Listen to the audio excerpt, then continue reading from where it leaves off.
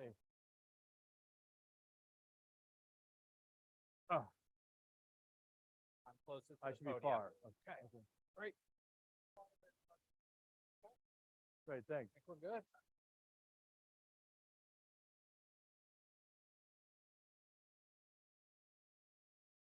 Big crowd.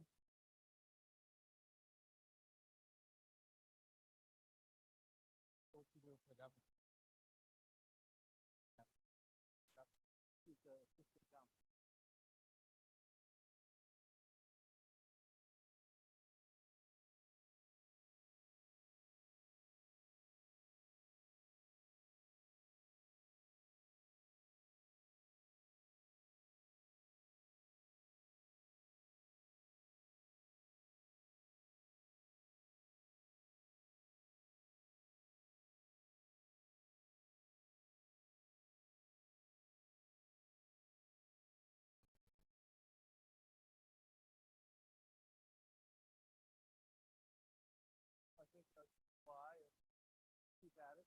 That's the first time to keep trying.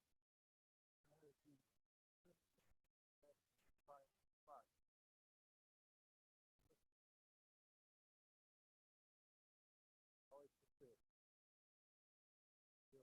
That's the play.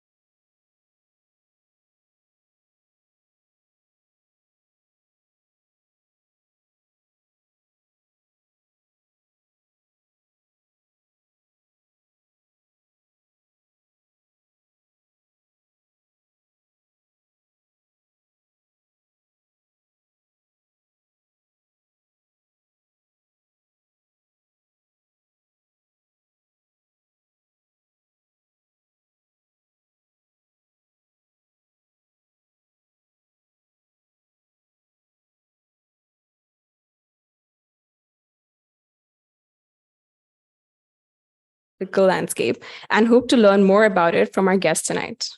It is these passions that make it my distinct pleasure to introduce our guest tonight, who is the former White House Chief of Staff, Ron Klain.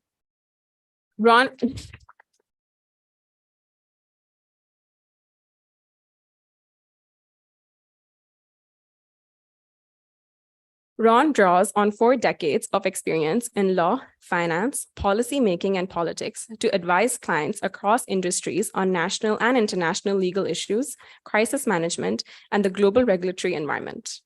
Having served as a key advisor to 3 US presidents, most recently as White House Chief of Staff in the Biden-Harris administration, Ron is sought after when stakes are at their highest. During his time as White House Chief of Staff, Ron oversaw the administration's COVID-19 response and contributed to major legislative accomplishments, including the American Rescue Plan Act, the Infrastructure Investment and Jobs Act, the CHIPS and Science Act, and the Inflation Reduction Act. His long history of public service includes serving as assistant to President Bill Clinton and Chief of Staff and counselor to Vice President Al Gore. Earlier, he served as associate counsel to President Clinton and then counselor to the US Attorney General. He subsequently served as the senior aide to President Barack Obama and chief of staff to then Vice President Biden. Ron is also a fellow Hoya, graduating from Georgetown's College of Arts and Sciences in 1983 with a bachelor's in government. He came back to Georgetown years later to serve as an adjunct professor. Ron returns to the Hilltop tonight to discuss restoring trust in government and will pull back the curtain on navigating today's political climate. Tonight's conversation and Q&A will be moderated by Executive Director of Geopolitics, Mo Elidi. Georgetown University is committed to standards promoting speech and expression that foster a maximum exchange of ideas and opinions. Whilst it is recognized that audience members may not share the same views as the speaker, it is expected that everyone in attendance at this event will respect the right of the speaker and the organizer of tonight's event to share their perspectives and ideas and not cause a disruption in the event's activities. There will be an opportunity for Q&A, during which you may engage in dialogue with the speakers. Please be sure to phrase your comments in the form of a question. In the interest of time, we ask that each person be concise and only ask one question. Also, please join this evening's conversation on social media by tagging geopolitics using @geopolitics and the hashtag Klain@geo. Now, without further ado, please join me in welcoming to the stage Mo Eladi and Ron Klain.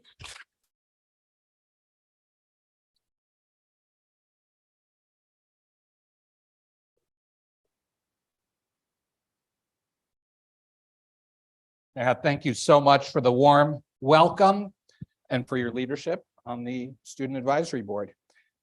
Look at this crowd. This is awesome for the start of the semester. Hoya Saxa, everyone. Yeah. And Hoya Saxa, Ron. Thank you. Thank you all for the warm welcome. Even if the crowd is just here to get some air conditioning on a hot night, I appreciate everyone being here and look forward to the conversation. Thank you all. We're going to get into a lot of stuff tonight. Underneath this umbrella theme of restoring trust in government. I've known Ron for many years. I was going to call you a mentor, but I just heard you tell a group of students in our office that having a mentor is overrated. So I don't feel like I can call you that anymore. But this guy's done just about everything worth doing in government and in politics. You know, we're the Institute of Politics and Public Service. A lot of people come here because they like politics. A lot of people come here because they like public service. I like to focus on the word "and" because you can't really have one without the other. The two have to coexist.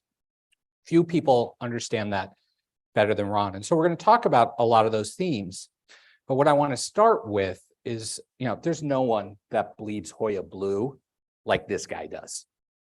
And so I want to kick it off with a question, Ron. Would you say your Georgetown education was entirely or mostly responsible for all of your professional successes? Well, I'd say almost entirely for a number of reasons. First of all, I got an amazing education here at Georgetown, had incredible professors, and really learned so much about government and philosophy and political theory and all kinds of things like that that really have served me throughout my career. Secondly, on the very first day I moved into Darnell Hall,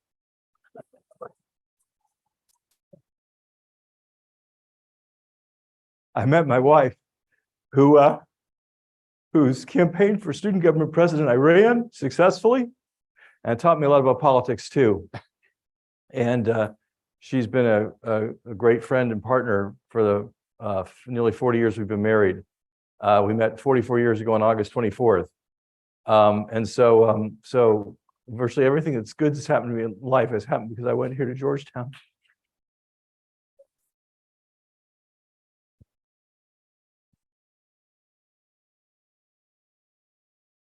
We'll hope that the student questions later don't break that streak for you. Okay, you have worked in all three branches of government. You have advised the Senate Judiciary Committee, where you first started working for your most recent boss. You have advised three presidents. You have coordinated the federal government's response to not one, but two major public health crises, the Ebola response under President Obama and the COVID response at the beginning of the Biden administration. So you have a unique perspective on the importance of trust in government. Yeah.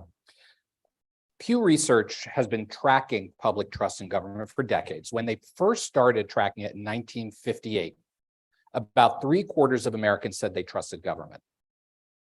In 2022, that number was down to 2 in 10. And it's been hovering around that number going back to the second Bush administration. Yeah. Why? Well, I think a number of factors. I think one, for people our age, I think trust in government declined with the war in Vietnam. That seemed like a debacle that the government mismanaged and had all kinds of excuses for the failures of. The Watergate scandal, I think, changed how we saw government and whether or not we could trust our leaders. I think for a younger generation,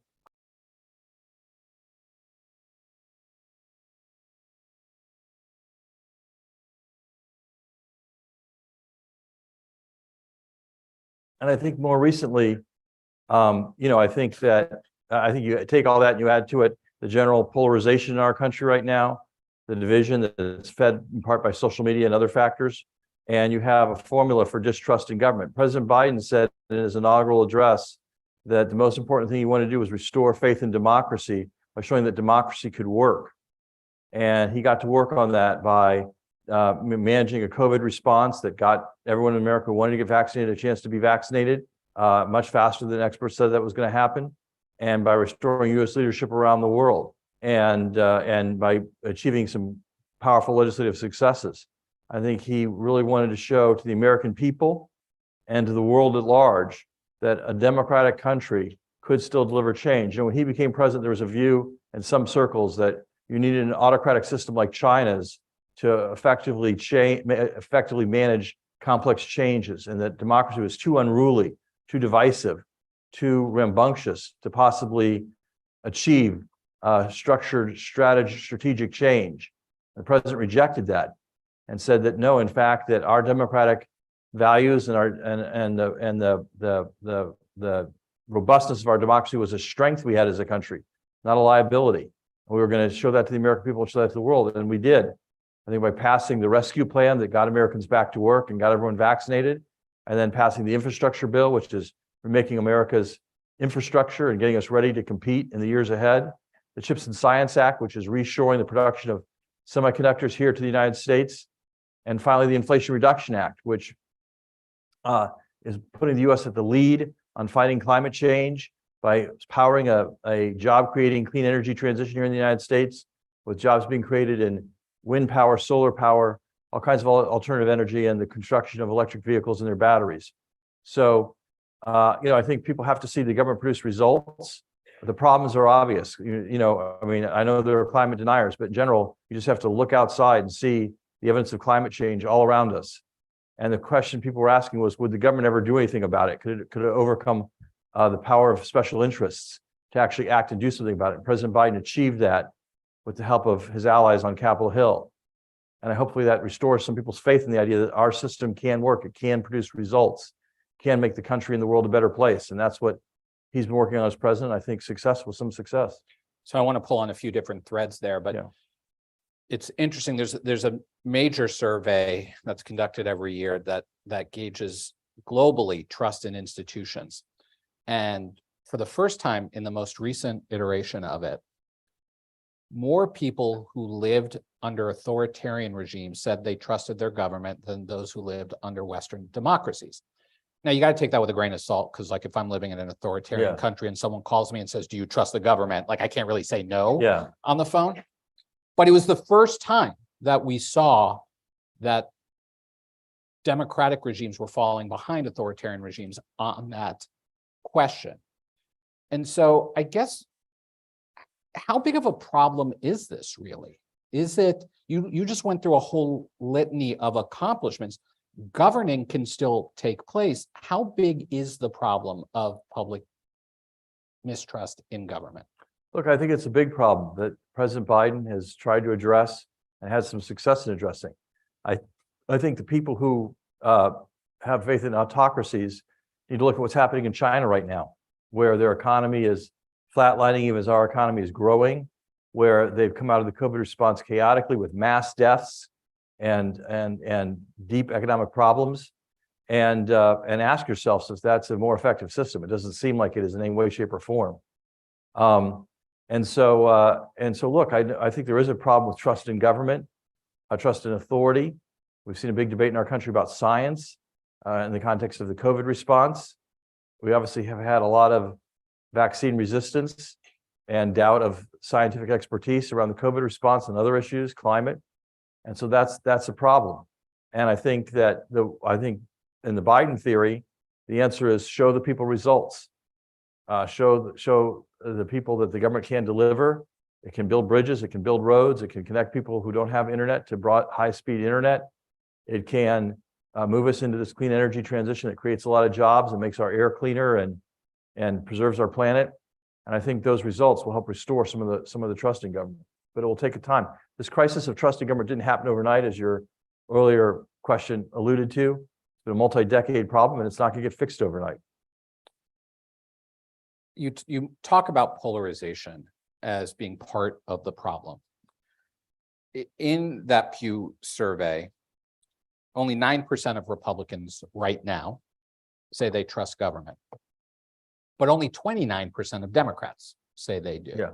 Right. So, and the true is reverse when there's a Republican president. Under the Trump administration, only 14% of Democrats said they trusted government, but only 21% of Republicans did. And so talk a little, because the mistrust seems to be the mistrust in government seems to be one of the few things that we all agree on, as Americans. So Well, talk about polarization. Yeah, look, I think also government is a broad phrase that covers a lot of different things. I was just talking, just an interview for the Fly podcast, and we're talking about this. One of the institutions that's most lost the trust and confidence in the American people is the Supreme Court. And so when you ask a lot of those Democrats, they have trust in government, and they say no. I think a lot of that distrust is centered around the Supreme Court and its recent ultra-conservative rulings. And so, people look at that as the government. Understandably, it is the government. It's obviously not the Biden administration, but it is the government. And I understand why a lot of people who care about individual liberties and freedoms and equality have distrust in the Supreme Court and its dedication to those things. I think it adds to that on the side of the Democrats there. And so I think we have a divided government in the sense we have a very conservative Supreme Court, and a Democratic president, and a Democratic House, a Democratic Senate, and now a Republican House. And so when you ask me, do I trust the government? The question is, who are you asking me about? And it's a complicated question. Let's talk about some key issues that you faced in your most recent tour in the White House. And then I want to talk a little bit about some of the rifts that I think are driving some of this. And look, I believe, and I think you would probably agree with this, that in part the 2020 election between Joe Biden and Donald Trump was not as much a referendum on COVID or a referendum on the economy. It was more of a referendum on chaos, right? 2020 was just a very chaotic, tumultuous period. And Joe Biden won in part because he was portraying himself as, well, let's bring the grownups back in the room and put an end to this chaos. And you guys had to deal with a lot of big things. Let's start with COVID. When you were running the Ebola response, as you'll know, 58% of people said they trusted the government's response to the Ebola outbreak. COVID seemed to be a very polarizing issue, whether it was because of mandates or how long should the schools be open or, whatever. How, can I even go to a restaurant? It became very polarizing. Talk a little bit about how you guys tackled it and within sort of this context of restoring the public's trust during this major crisis. Well, I'd say, Ebola, we had a big challenge in helping the countries of West Africa fight Ebola there, but we had only one case of acquired Ebola in the United States. And if you have only one case, it's easy to build the public trust in the idea that we're doing a good job. And so, our major focus was on trying to help the countries of West Africa fight the virus and defeat it and keeping it from being imported to the US from West Africa. And in the course of doing that, President Obama made some very hard choices. First ever deployment of US troops and a public health response. Operation United Assistance sent 3,000 troops to West Africa to help build the infrastructure of the Ebola response there and help distribute medical supplies and other things that were needed to fight Ebola in West Africa. But so I think we ran a good response. We saved a lot of lives in West Africa. When we started the Ebola response, people were projecting to be 1 million deaths. There were about 50 or 60,000. That's still a horrible tragedy. It was a horrible time in West Africa, but obviously 50 or 60,000 isn't 1 million. And I think that's because of a lot of the intervention of the United States, France, UK, and the African Union, other countries, and the courage of the people of West Africa taking on this disease. So many people there volunteering for dangerous work to fight the disease. It was a tremendous success in that way. COVID, we saw something else, right? We saw the virus first came to our country when Donald Trump was president. We had a lot of kind of denial and him saying he doesn't like to count the cases because then the case count goes up, and a distrust of science and a lot of confusion about it. And and no real plan to, I give President Trump credit. Operation Warp Speed did a good job of developing a vaccine very quickly, but then they had no plan to distribute the vaccine. So we came in, we had millions of doses of vaccine. We didn't have enough vaccine. We had to go out and make a plan to buy more vaccine. And then we had to get it distributed to the American people. And, and I think in some ways, so easy to get vaccinated that people didn't really give us credit for much of an accomplishment there, when in fact we were headed towards a catastrophe as a country if we hadn't straightened out the vaccine distribution program. There was a trust problem, obviously. We had vaccine hesitancy. That's not a new problem in America. Every time there's been a new vaccine, there's been vaccine hesitancy. When the polio vaccine came out, it took years to get people vaccinated because of resistance to the polio vaccine. This event of Elvis Presley going on the Ed Sullivan Show to get vaccinated, that was 7 years after the vaccine was first introduced in the United States. That's how long it took to get, people acclimated to getting vaccinated for polio. There's always vaccine resistance. This time it was, I think, a little more politically polarized and, more associated with, political division in our country. And it's a shame. It shouldn't have been that way. President Trump deserves credit for getting the vaccine through the development stages. And I don't know why getting vaccinated became a partisan issue. Because when we won the election in 2020, I understood that masking was a partisan issue. I understood that there were reasons why people didn't like masks, and it had divided along party lines. I totally understood that, but I couldn't imagine once we had a vaccine that was proven safe and effective, there would be people who would say, I don't want that. But we obviously had a lot of that and still do.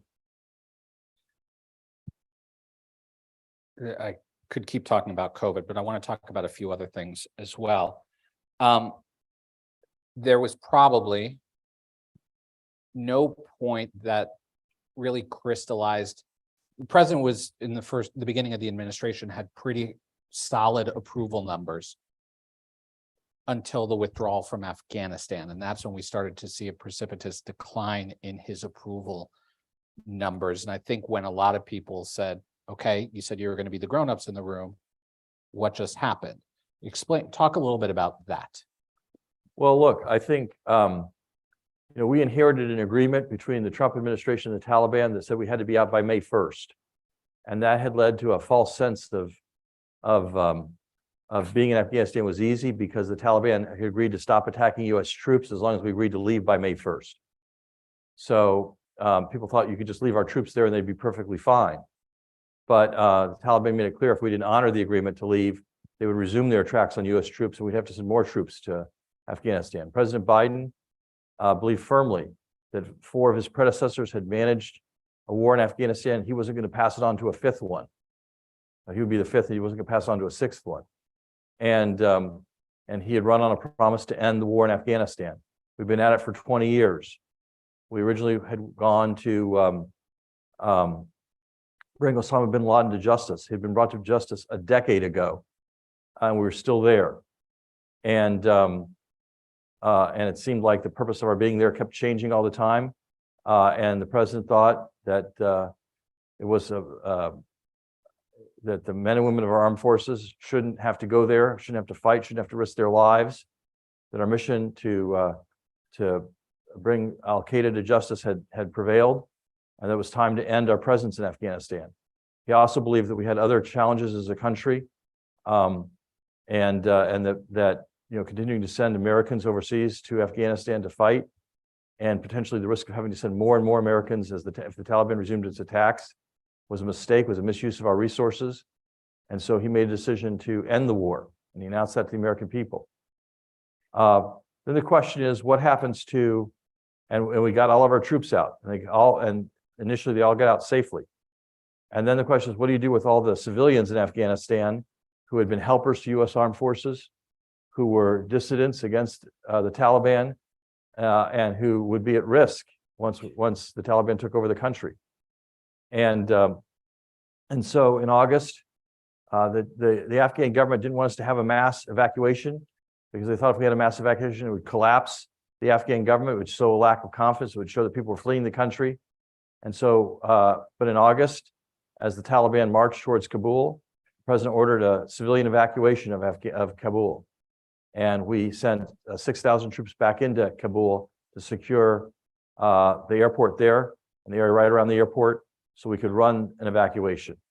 And what happened was, although I know it looked chaotic, and it was in many respects, the most successful humanitarian evacuation in the history of the world. We got 120,000 people out of Kabul in about 2 weeks. I know there are people who were left behind who wanted to leave. There are millions of people in Afghanistan. If millions of them wanted to leave, I understand that. But we tried to prioritize the people who had directly helped our troops and the people who were most at risk from a Taliban regime, and we got a lot of them out. And near the end of that evacuation, we had a horrible instance where there was a terrorist attack on one of the gates of the airport. And on August 26, 2021, we lost 13 U.S. servicemen and women and had others who were severely injured. And that was the darkest day of the Biden presidency, the darkest day of my public service. It was a tragedy. But those heroes, those 13 heroes, were part of a mission that ultimately did save 120,000 people from Taliban rule and got them out of the country. And in the end, we got everyone else after that day. All of the members of the armed forces were still serving in Kabul. We got them all out safely and all back home safely. So it was a very difficult mission. The military did an excellent job of executing the mission. I remember the first day of the evacuation, a very famous CNN reporter stood on the runway in Kabul and said, "There's no way these people can get 50,000 people out." And we got 120,000 people out. So I give our generals great credit for that, General McKenzie and others who organized it. It was a very, very difficult mission to fly. A number of planes, some military planes, a lot of civilian planes in and out of that airport with terrorist threats all around the airport. And the pilots who flew those missions and the crew members who staffed those missions are heroes. And I think that was we saved a lot of people that way. So, but I want to be clear. I don't think it was a mistake at all to end the war in Afghanistan. I think it was the right decision to end the war. It had gone on for 20 years, and the U.S. had spent almost $1 trillion, lost thousands of lives fighting in Afghanistan, and it really wasn't clear anymore what the objective was. So I want to read a question that a friend of mine sent. This is a longtime Republican Hill staffer, who I don't agree with. He and I have done a lot of battle in political wars over the years, but I respect him. And he suggested I ask this question. I'm going to paraphrase it a little bit. Doesn't restoring trust in government mean acknowledging mistakes? We know President Trump would never do so, but the Biden team are self-framed as the adults in the room. If the CDC can't say we messed up a lot of guidance, or the education secretary can't say we left schools closed too long, rather than acting like it all went according to plan, doesn't that make it harder to bring people back into the fold? And so I asked that question right after we talked about the COVID response and the Afghanistan withdrawal, because I think that is how a lot of people on the opposite side of the aisle, and I think we could do the same exercise if I was talking to Mick Mulvaney right now about the Trump administration. This whole notion of when making mistakes is part of the problem that the government so rarely owns up to that. Well, I think we always try to own up to our mistakes. I will say on the schools, President Biden got the schools open, and when he became president, most schools in this country were closed, and by the next fall, most schools in the country were open. So I'm not going to own the mistake of keeping the schools closed when we were the ones who got the schools open. Now, how did we do that? There were Republicans running around saying, just yell at the teachers more, just yell at them more and tell them to go back to school. What we did instead was we prioritized teachers for vaccinations. We put them at the front of the line. We got teachers vaccinated. It's not a surprise that teachers didn't want to go back to the classroom if they didn't feel safe.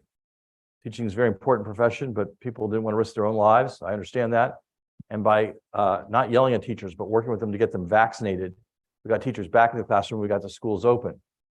So, if someone kept the schools closed, they should own up to that. But that wasn't us. I hear this all the time about COVID. I hear former President Trump talk about the lockdowns. Lockdowns happened while he was president. Joe Biden was a private citizen when the lockdowns happened. And since he's been president, we've gradually reopened the country.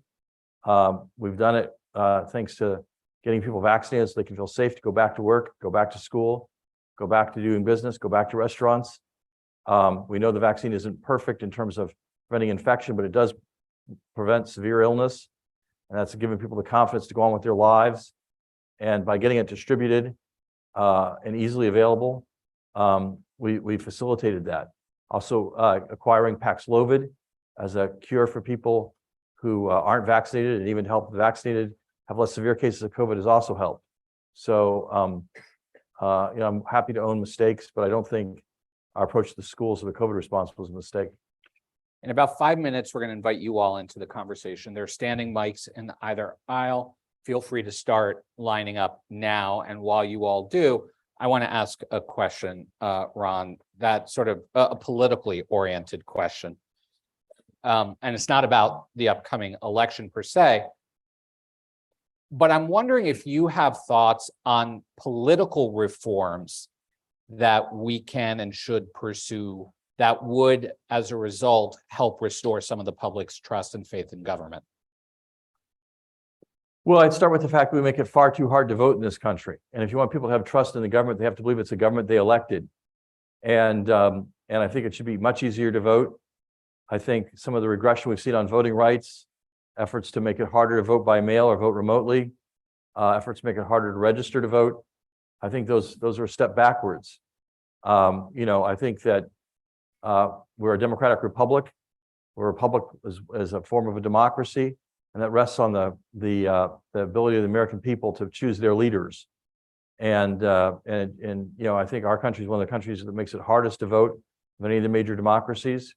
And we should do voting rights reform to make sure that that people who want to vote can get registered and can vote without it being overly challenging. Along that line, I also think redistricting reform is very, very important. There's an old saying that voters should elect their representatives. The representatives shouldn't pick their voters. And we have in too much of this country a place where the representatives pick the voters. And we have highly polarized districts, and we have highly skewed districts. And if you look at the state of Wisconsin as an example, Wisconsin's a 50-50 state, Democrat and Republican. We proved that every single presidential election, every major election in Wisconsin, it's evenly divided, but the legislature is 2/3 Republican. Why is that? It's because of gerrymandering. And we need to fix that so that the districts are better reflect how the voters actually feel. Okay, let's go to your questions. When I point to you, tell us your name, your school year, where you're from, and then your question in the form of a question. And let's start over here. Hi there. Thanks for speaking to us. My name is Paloma Renteria. I'm in my second year in the Public Relations and Corporate Communications program at the School of Continuing Studies. I'm from Dallas, Texas. And my question is, I'm starting a new job at the White House on Monday, and a lot of us are seeking similar opportunities.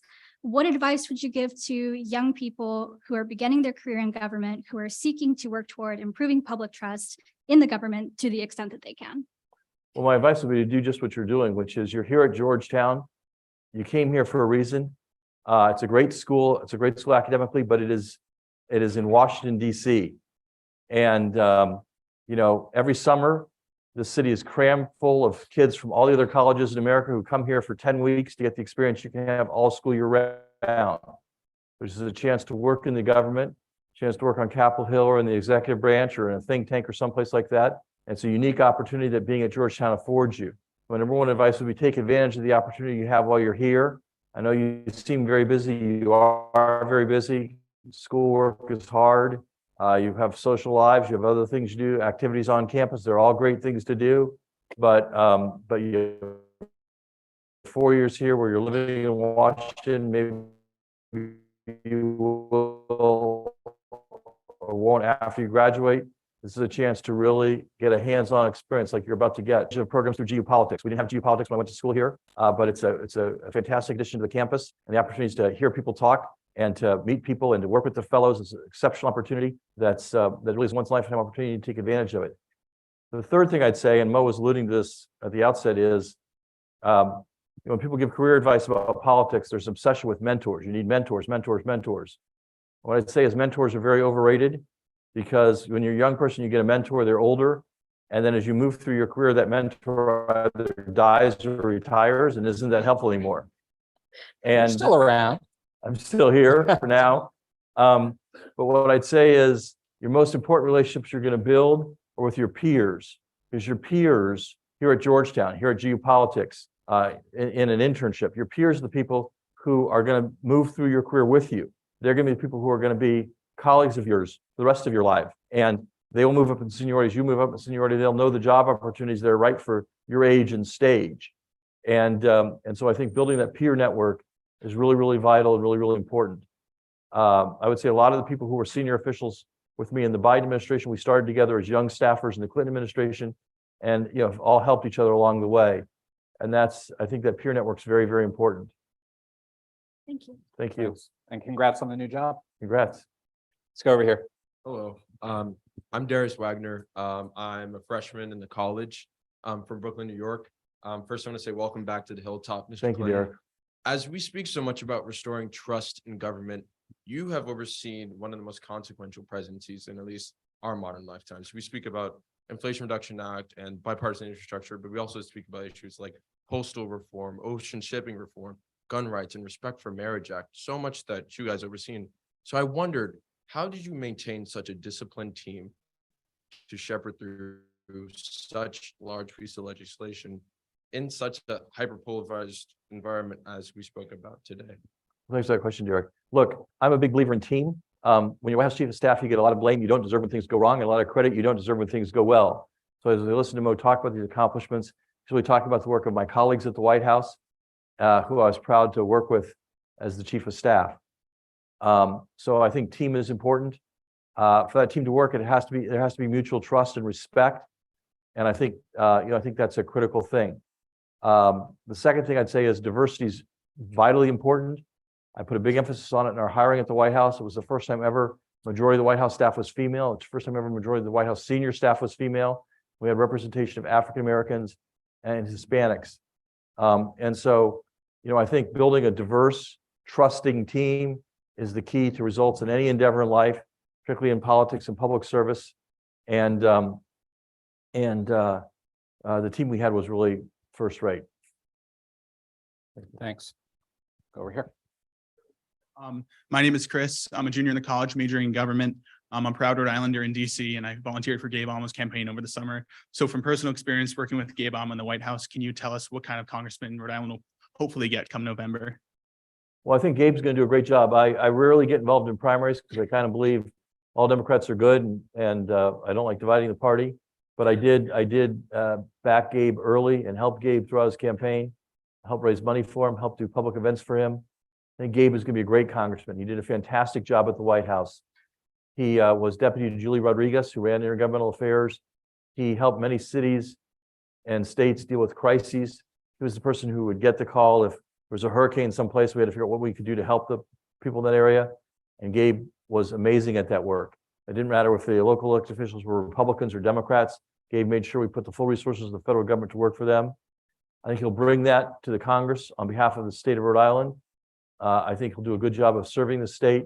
I think he'll be a real difference maker in Congress. Thank you. Thanks. Over here. Thank you so much for joining us tonight, Mr. Klain. My name is James Nicholas Worley. I'm a freshman in the college from Massachusetts. I want to ask you, a lot of people have credited you, your work in the Biden administration for executing really big ideas and executing them well. What do you think the role is of, sort of filtering out the noise, not just from the traditional media, as you said, but filtering out the noise from, social media, the website formerly known as Twitter? Yeah. So I got criticized by some people for being very active on Twitter. And I've had we have a little club of former White House chiefs of staff that we get together every now and then. And a bunch of us said to me, no chief of staff should be on Twitter. I found Twitter useful and helpful in a couple of ways. One, Twitter is not representative of the country. If you go on Twitter and you read Twitter, you haven't learned what the American people think. You learn what the people on Twitter think.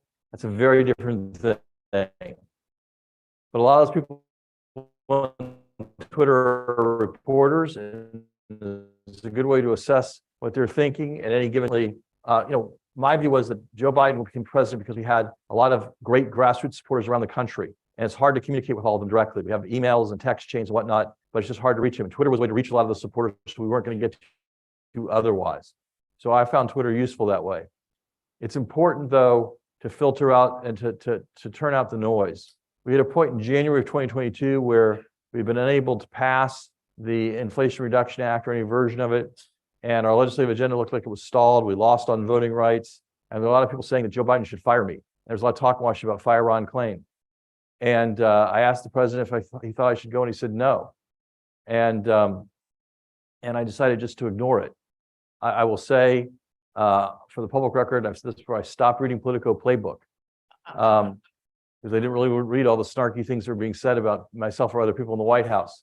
We came together as a team. We decided really to stick it out, stick together. We didn't have finger pointing. We didn't have second guessing. We linked arms and redoubled our efforts to kind of move the legislative agenda forward, and we got it done. There's a story I love from that period.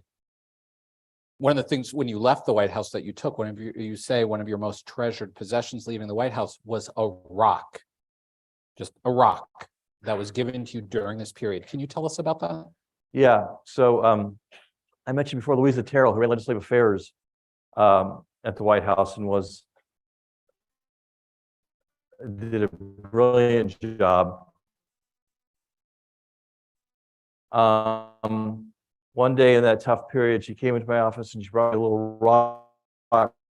She'd been walking on the beach and she brought back a rock. She said, "A tough day. It really meant a lot." And so I kept that rock. It sits in my office now. To have members of, and not point the fingers upward was the thing I was most proud of.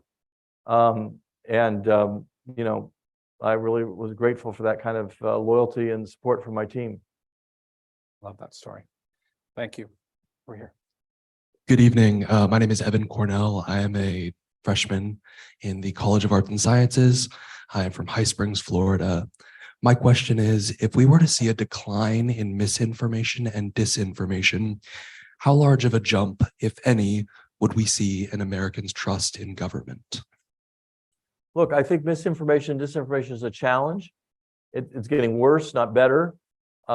You know, new technology tools make it easier to spread the information and make misinformation look more like real information. This is a challenge for everyone in politics.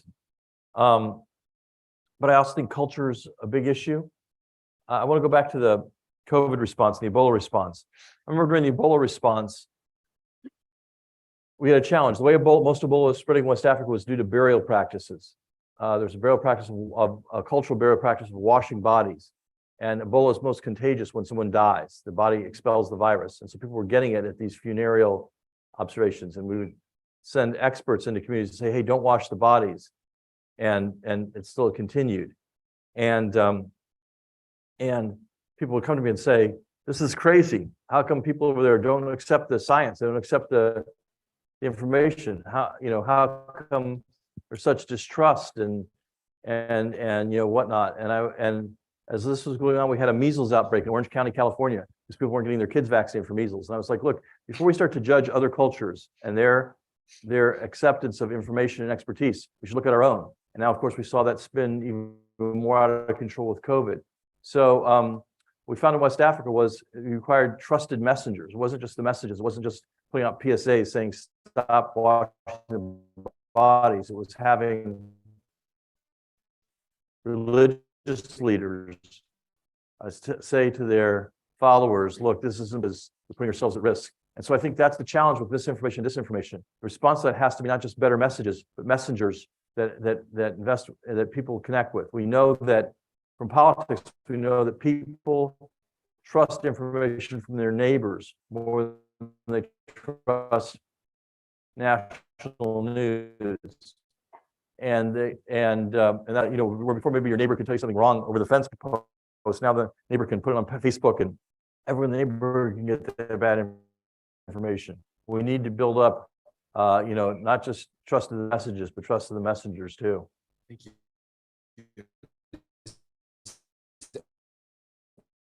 AI going to make this problem better or worse? I think both. I think obviously AI has the potential to seem real. and false messages that seem real. But I also think AI can help sort through some of the junk on social media and help the social media companies better police their platforms too. So I think it's an asset and a liability. It's both. Thank you. Thank you for being here tonight. So my name is Braden. I'm a freshman in college. I'm hoping to major in government, and I'm from South Bend, Indiana.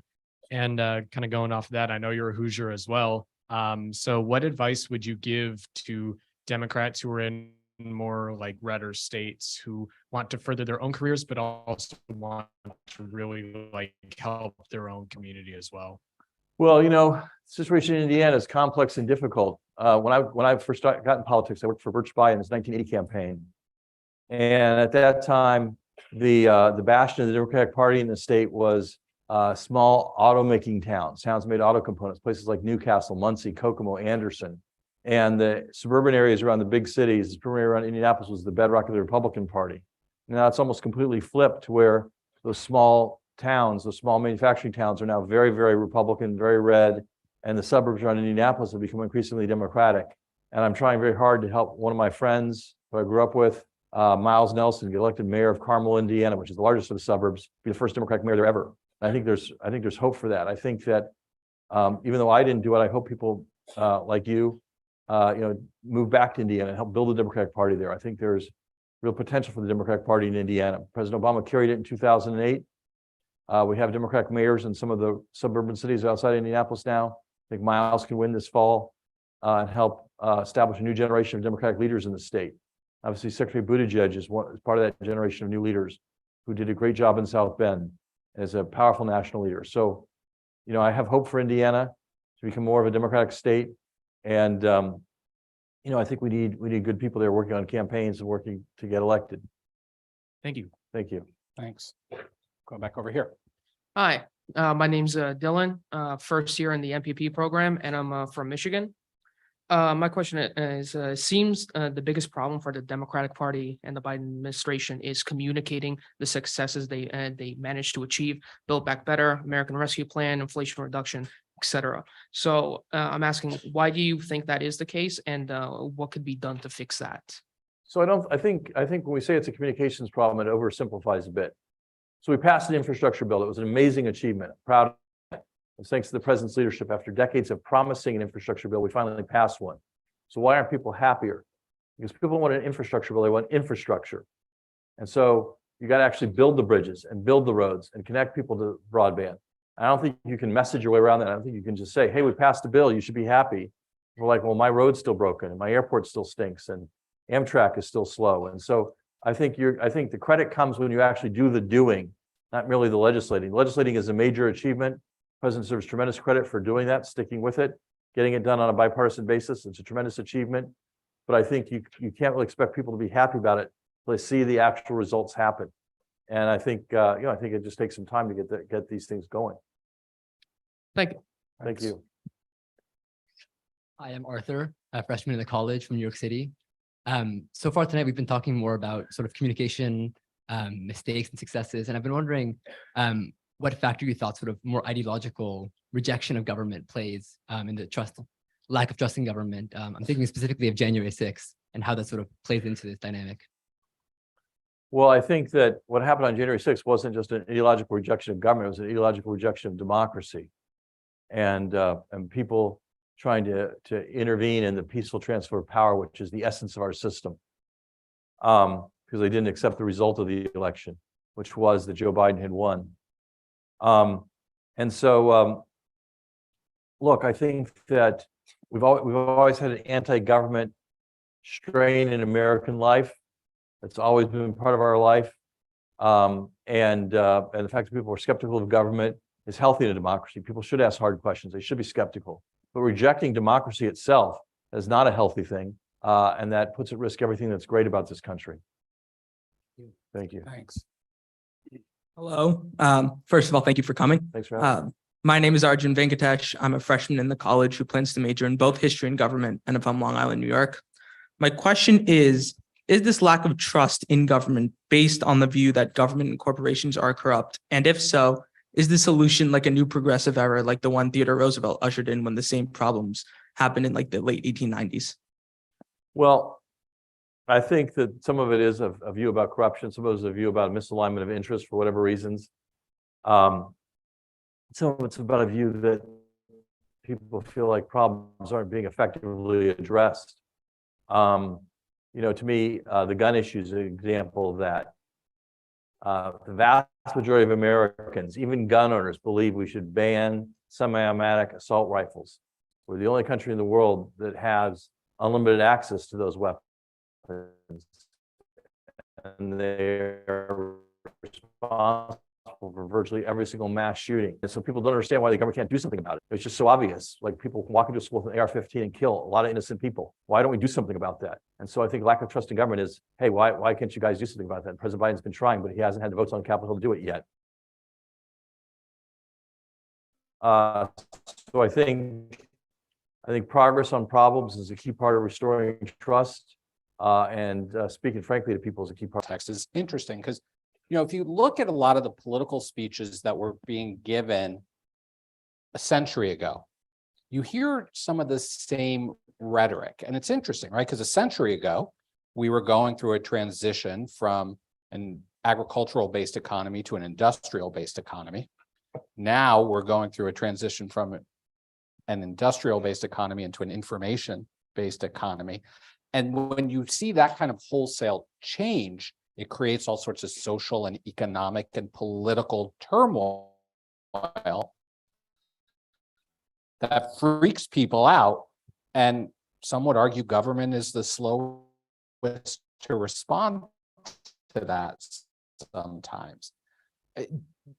It is one of the biggest challenges for government to tackle. It can tackle the economic upheaval, but how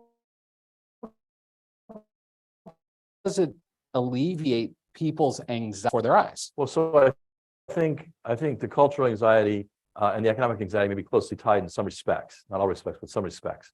For example, we know where a lot of this anxiety is in the kinds of towns in India I was talking about, manufacturing towns that once were robust and vibrant, making parts for the auto industry. And so one thing President Biden's tried to do is restore U.S. manufacturing. We've created more manufacturing jobs in these 2 years than any 2-year period since the 1950s by manufacturing products for the clean energy economy and starting to restore chip manufacturing. Why is that important? Because manufacturing, it's a high skilled job, pays a good wage, but also most often does not require a 4-year college degree. The biggest fault line we have in American politics now is between people who have a 4-year college degree and people who don't. And that fault line is a big dividing line. And part of that may be cultural, part of that may be the people who don't have a 4-year college degree think that there's no real economic opportunity for them in this country. President Biden has tackled that frontally by trying to bring back 6-figure jobs that don't require a college degree so people can feel economically secure. And we'll see how that does as these plans start to go into effect. We see more and more of those jobs being created. But in terms of a new progressive era, what I'd say is you need a new active era, as we've seen under President Biden, by passing all this legislation, by tackling some of these competition issues, cracking down on abusive non-competes and opening up markets for competition like hearing aids and things like that. Hopefully ushers in an era where people feel like the government's more aligned with their interests, not just representing the special interests. Thanks for the question. My name is Luke Suko. I am a freshman in the SFS and I'm from Maryland. It seems that in the past decades, there has been a fragmentation of the sources from where people get their news, including both on social media and TV news, individuals getting news about the government from increasingly politically biased sources. To what extent do you think that has contributed to the decline of trust in government, and how can the government continue to give clear communication in the face of this? Well, it's interesting. There's no question that news sources have gotten more fragmented. Most of Americans used to watch, when I started the White House with President Clinton, most Americans watched the network nightly newscasts every night as the principal source of information now. Very few Americans watch those newscasts, and many or get their news from social media. Name used to newspapers that dominated the news, and the era of yellow journalism, harkens in terms of the effect of partisan media on public opinion. So I don't think this challenge is new. I think the technology is new, and it exacerbates this dynamic. And the fact that we don't have shared sources of information also exacerbates that dynamic.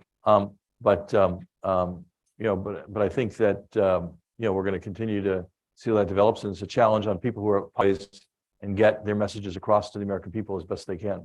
Thank you. Thanks for the question. Thank you for coming.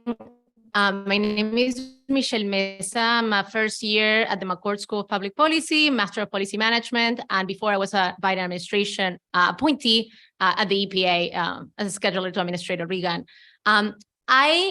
Departing from the reality that we live in hyper-polarized times, right? Where before we used to disagree on how we do things, big, small government, from policy ABC, COVID a hoax. So is there a way to get back to political normalcy? And if so, how do we do that based on the reality of mistrust? That is one of the things, mistrust between each other and also between us and the government, when that precisely is one of the things that polarize us. Yeah, great question. So look, I think part of that is, as I said, is showing the American people that the government can produce results, can produce progress on vexing problems. I think that restores trust in the government. And President Biden trying consistently to work with Republicans when he can restores the idea that there can be bipartisan achievements and bipartisan work. The infrastructure bill is that, the CHIPS and Science Act was that. So I think those are important things. I think that continuing to communicate clearly and directly about what the goals are, what the objectives are, and what's doing is that. And your former boss, Michael Regan, is a good example of someone who came from a not really a blue state, kind of a reddish, purplish state, and had great confidence from both environmental leaders and business leaders in the state for his leadership on the environment. And when his name first came to President-elect Biden's attention, we called around and people just raved about who Michael Regan, who's now Administrator Regan. And so I think public officials can play a big part in this. People like Michael Regan and Pete Buttigieg can play a big part in this. But the government has to communicate clearly, correctly, fairly, and honestly. There has to be transparency. There has to be an effort to work on a bipartisan basis, and there has to be results. People want to see results. I think for the EPA, we can have a debate. It was created by a Republican president. Times have changed, but in the end, people have toxic waste in their backyard. They want to see that it's cleaned up. And if it isn't, the government is failing. And if it is, the government's producing progress. So that's I think, an important way to restore trust in the government. Thanks for the question. Thank you. We got time for one more. Sorry for those of you still in line. Hi, my name is Jamir Kaur. I'm a graduate student at the Environment and Sustainability Management here at Georgetown University. I'm from India, and I want to take your advice on how one should go about implementing policy changes, especially when your major stakeholders are not very receptive to these changes and the public opinion is not in favor of these changes. Well, I think we found in the first 2 years it was important to tell people what results the changes would produce. For example, take climate as an issue.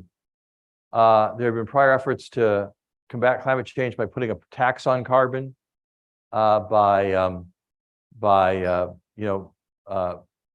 things like that. And the public saw that as punitive, and they saw that as potentially hurting the economy.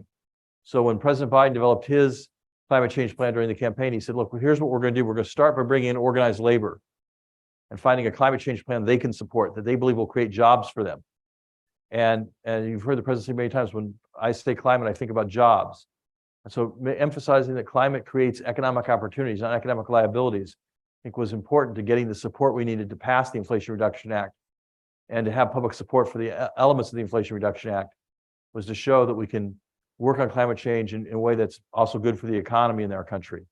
So I think thinking about what are people's objections to a policy, how you can address the policy objectives in a way that minimizes those objections, I think is an important part of effective policymaking. Thank you. Thanks. Ron, I want to ask one last question before you go. You and I are a couple of Hoyas who spent most of our careers working in politics and public service. You're speaking to a room full of Hoyas, most of whom will likely go on to work in politics and public service in some form or another. Someone already asked the career advice question. I want to ask a slightly different question. If you could task every single one of these future public servants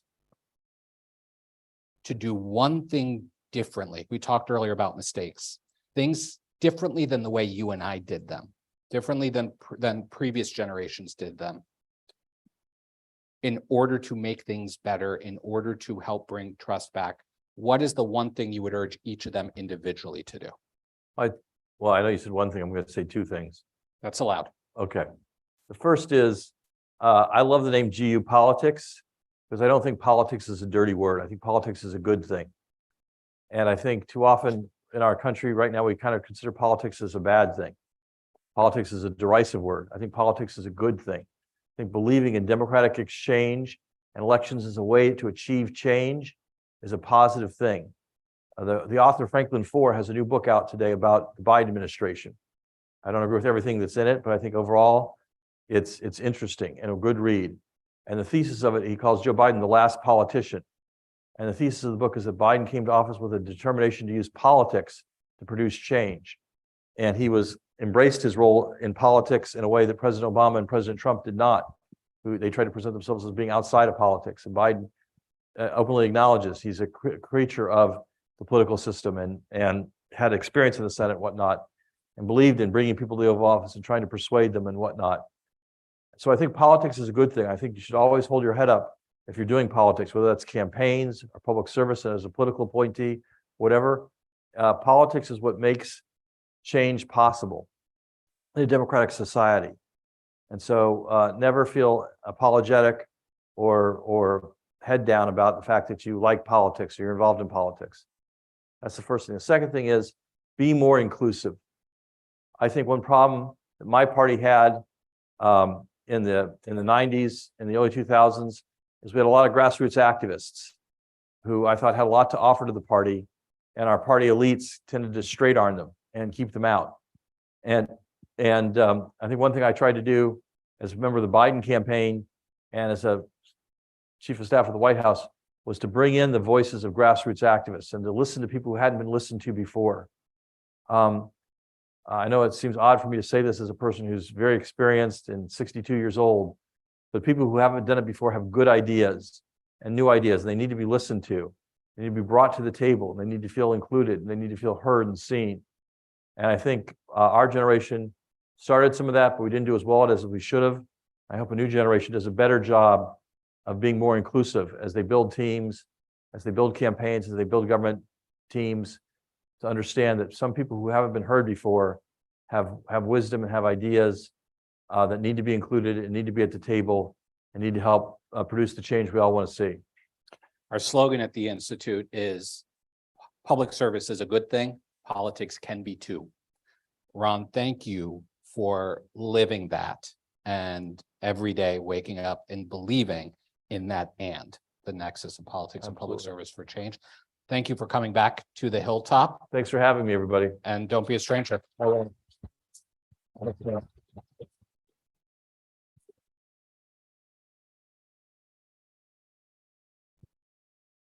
And thank all of you for giving us part of your conversation. If you haven't signed up for our newsletter, politics.georgetown.edu, you'll find out about all of our upcoming events. The next event is actually tomorrow night, where you'll meet the fall 2023 GU Politics Fellows. We'll all be on stage together. It's a great class. I think you're going to enjoy it. That event starts at 4 p.m. where? In the social room over